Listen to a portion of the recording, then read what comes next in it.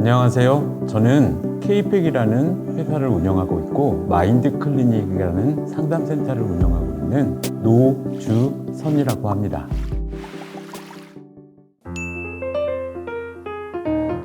인생은 반복, 이렇게 말씀드릴 수 있겠습니다. 퇴사도 성격이다.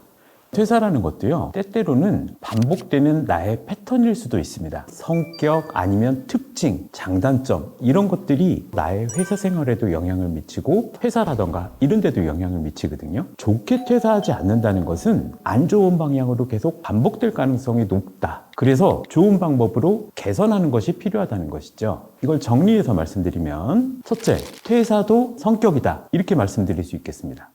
당신의 아킬레스건은 무엇입니까?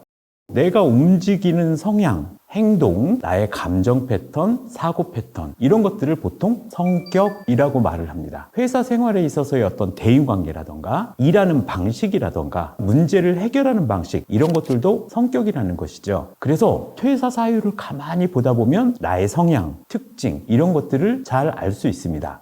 어떤 분들은 스스로 만족하지 못함이라던가 아니면 충분히 나를 인정해주지 않는 것에 대한 불만, 어떤 분들은 대인관계의 문제, 이것을 해결하는 데 있어서의 어려움 이런 것들이 다 자기의 성격과 관련이 되어 있다는 것이죠. 이런 나의 성향을 가만히 들여다보다 보면 아킬레스건을 발견할 수 있게 됩니다. 즉 어떤 일들을 잘해서 성공을 하는 것도 있지만 성공을 못하게 하는 요인들이 있습니다. 그것이 바로 여러분들의 아킬레스건입니다. 즉 내가 도저히 못 참겠는 거, 이건 너무 열받아, 이런 것들이 나의 성공을 가로막는 경우들이 매우 많이 있거든요. 그래서 어떤 직장인이든 나의 아킬레스건을 정확하게 알고 있고 이와 관련된 문제들을 해결하는 것이 필요하다는 것이죠.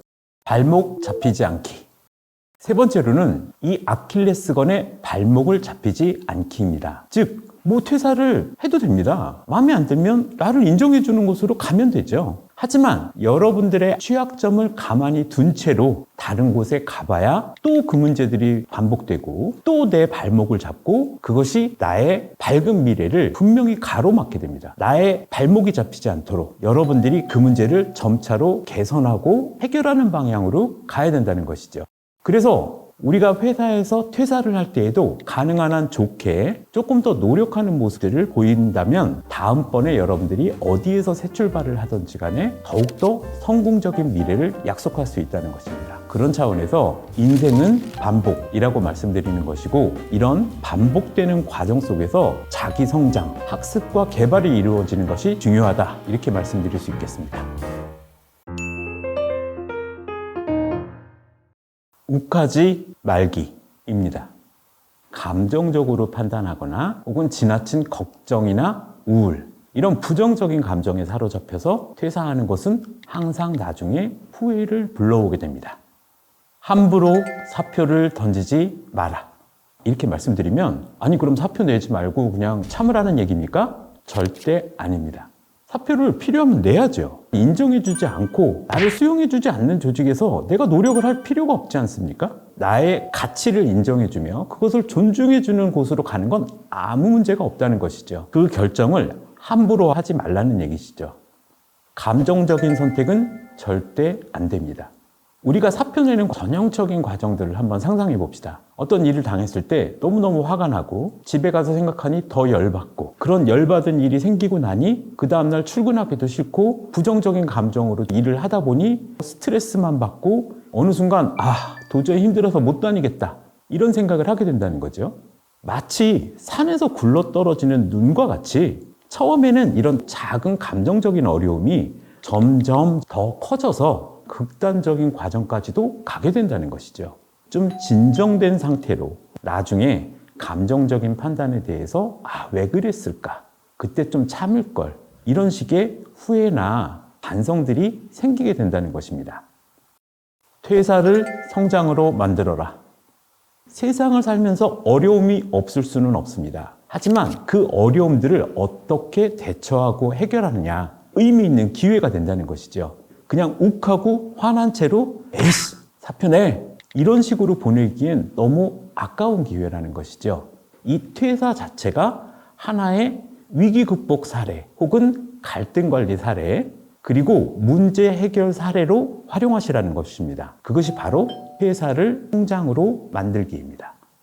퇴사는 위기이긴 하지만 이런 과정을 통해서 기회로 만들 수가 있습니다. 그러기 위해서 가장 중요한 것, 반드시 체크하고 넘어가야 될 것은 내가 감정적으로 선택하지 않았는가, 즉 욱하면서 선택한 것은 아닌가 라는 생각을 꼭 하실 필요가 있습니다.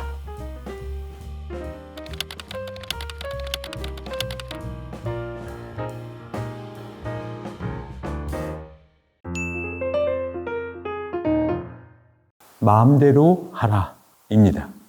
아니, 이 회사에 아직도 정이 남아있고 나한테 중요한 것 같으면 열심히 그렇게 고민하는 것도 괜찮죠. 하지만 이제 마음도 떠났고 일도 잘 안 되는데 마무리를 그렇게 잘하는 게 그렇게 소중하겠습니까?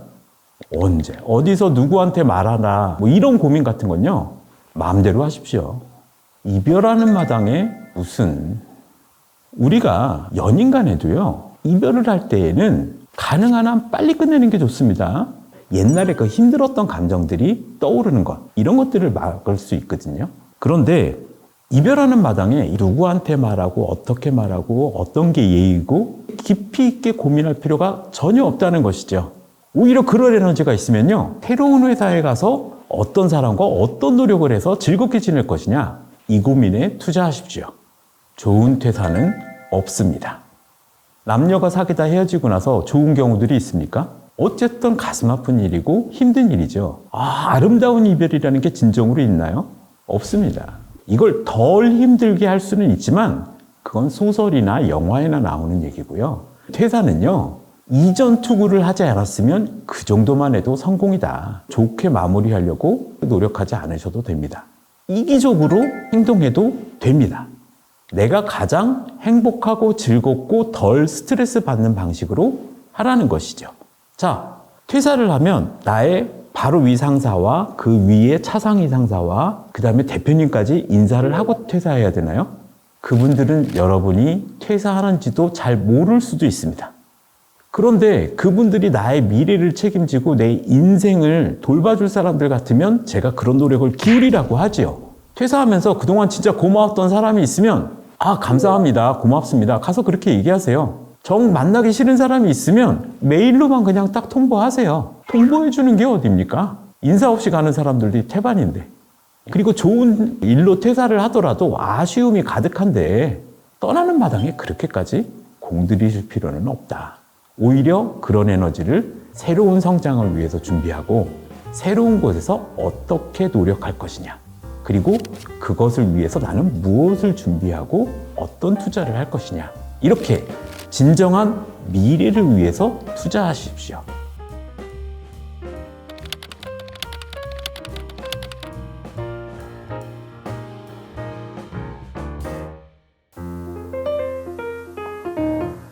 불꽃 연기해가 정답입니다. 백화점에 근무하는 직원들이 좋은 손님이 왔을 땐 솔직하게 얘기해도 되겠죠. 고객님 너무 반갑습니다. 진상 손님이 오면 솔직하게 말하던가요? 아니면 오히려 더 친절하게 하던가요? 고객에게 칭찬을 날리는 불꽃 연기를 하지 않습니까? 왜? 사고 치지 말라고.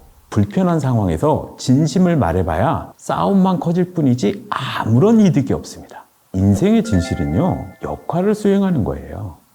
저는 지금 여기서는 방송을 찍고 있지만 집에 가면 아버지로서의 역할도 있고 배우자로서의 역할도 있고 저희 회사에 가면 대표로서의 역할도 있습니다.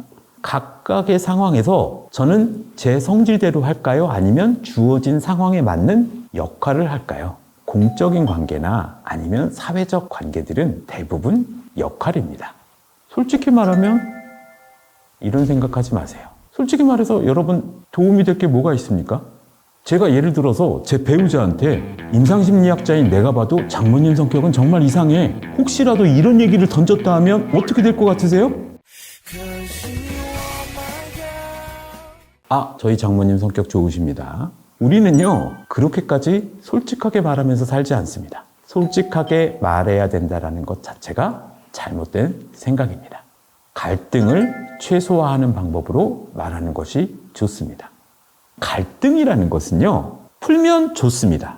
비 온 뒤에 땅이 굳는다, 라는 표현과 같이 갈등을 해결하는 과정에서 서로 화합을 이루거나 조화를 이루거나 그래서 서로 시너지가 만들 수 있을 때에는 좋습니다. 하지만 지금 퇴사를 하는 마당에서는 갈등을 풀어봐야 밝은 미래라는 것이 없다는 것이죠. 그냥 갈등을 최소화하는 정도면 충분하다는 것이죠.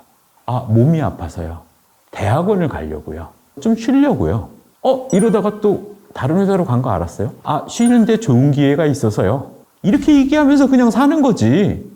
제가 실은 알고 보면 부장님 정말 재수가 없으셔갖고요. 도저히 그 밑에서 일할 수가 없어가지고 제가 뒤통수 치려고 몰래 원서 넣고요. 합격된 다음에 말씀드리는 겁니다. 아이고 열받으셨죠? 이렇게 솔직히 말하는 게 뭐가 도움이 되겠습니까? 사회적 생활은 역할입니다. 갈등을 최소화하거나 필요할 때만 적극적으로 갈등을 푸는 정도면 되지 퇴사 때 그렇게까지 솔직하게 안 하셔도 됩니다.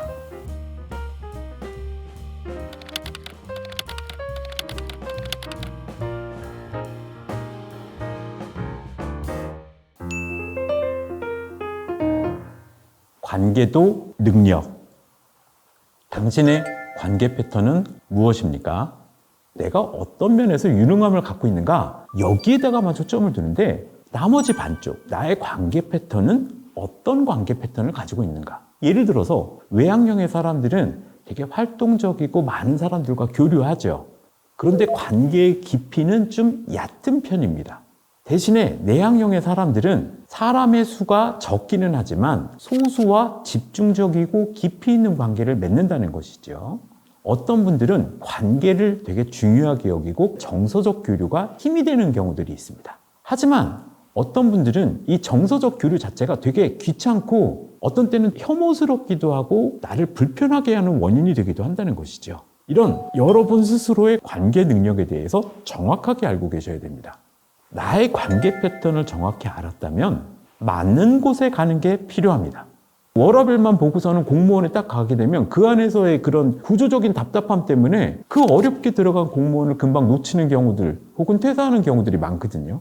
그건 원래부터 단추를 잘못 끼운 것입니다. 이 조직을 볼 때 어떤 일을 하느냐 이것도 중요하지만 여기는 어떤 분위기고 사람들끼리는 어떤가 이런 것들을 보고 나하고 관계 패턴도 맞을 것이냐 이것을 봐야 된다는 것이죠. 최소한의 예의만 지켜라. 어떤 분들은 관계가 불편하다 그래서 내가 창업을 하면 되겠지? 여러분 창업을 하게 되면요 고객한테 훨씬 더 비굴하게 대해야 됩니다. 혹은 관공서라던가 평상시에 내가 대하지 않았던 분들과 또 관계를 해야 된다는 것이죠. 관계 때문에 크게 문제가 생기지 않을 정도의 최소한의 예의. 대표적인 게 인사입니다. 안녕하십니까? 반갑습니다. 이 말하기가 그렇게 어려울 정도 되시면 사회생활을 실은 못한다는 것이죠. 갈등을 피하면서 서로 기분 나쁘지 않게 하는 정도. 이런 정도는 모든 조직생활 혹은 사회생활의 기본이라는 것이죠. 기본을 안 할 수는 없다. 이런 점도 반드시 고려하셔야 됩니다. 회사는 일도 일이지만 반은 관계, 반은 업무 이렇게 생각하는 것이 필요하다는 것이죠. 우리 부장님은 정말 무능한데 정치적이야. 그 사람은 일을 포기하는 대신에 관계로 생존하는 것입니다. 관계도 조직 내에서 생활할 때에는 필요한 반쪽이다.